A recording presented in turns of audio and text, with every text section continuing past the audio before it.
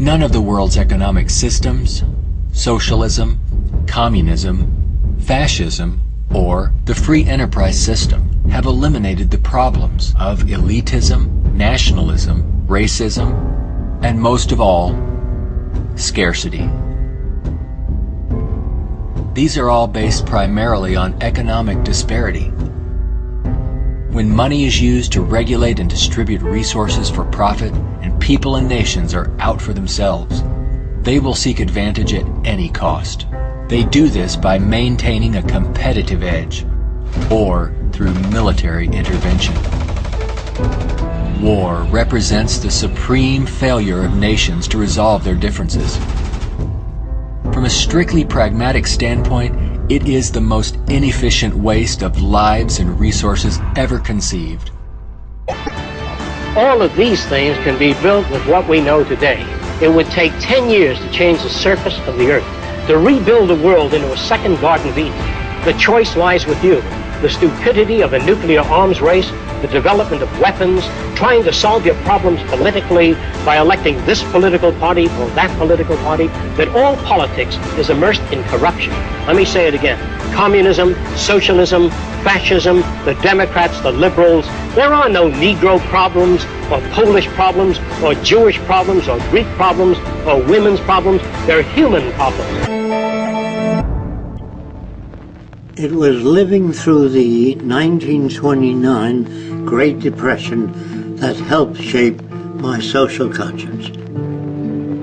During this time, I realized the earth was still the same place. Manufacturing plants were still intact, and resources were still there, but people didn't have the money to buy the products. I felt the rules of the game we play by were obsolete and insufficient. Misery, suffering, and war provided the incentive for my life's work. I was also motivated by the seeming incompetence of governments, the academic world, and the lack of solutions offered by scientists.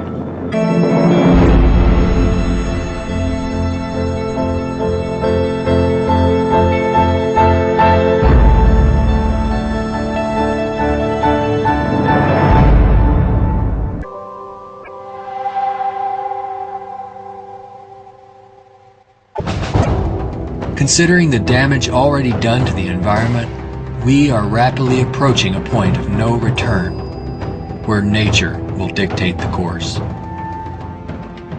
Either we continue as we have, with outmoded social customs and habits of thought, thereby threatening our future, or we apply a more appropriate set of values, relevant to a sustainable society, with more opportunity and freedoms.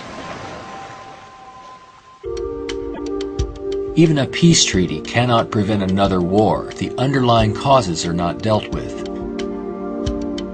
Maybe what is needed are ethical people in government who will work towards everyone's well-being. But even if the most ethical people were elected to high positions and we ran out of resources, there would still be lying, cheating, stealing, and corruption. It's not ethical people that are needed, but rather a way of intelligently managing the Earth's resources for everyone's well-being. Let's examine our social arrangements further. To maintain our economy, products must continuously be sold. To assure this, they are deliberately designed to wear out and break down. Maybe you've noticed this usually happens right after the warranty expires. This corrupt practice is referred to as planned obsolescence. This results in a tremendous waste of resources and energy. We are plundering the planet for profits. I have no notions of a perfect society. I don't know what that means. I know we can do much better than what we've got. I'm no utopian. I'm not a humanist who would like to see everybody living in warmth and harmony. I know that if we don't live that way, we'll kill each other and destroy the earth. So we'd better take care of the environment, we'd better take care of one another, and we'd better educate people to the highest possible levels of our ability in order to have a society. We can create a world where war and want are distant memories. When all of science and technology are used within a global resource-based economy for the protection of the environment and the well-being of all, only then will we understand what it means to be truly civilized.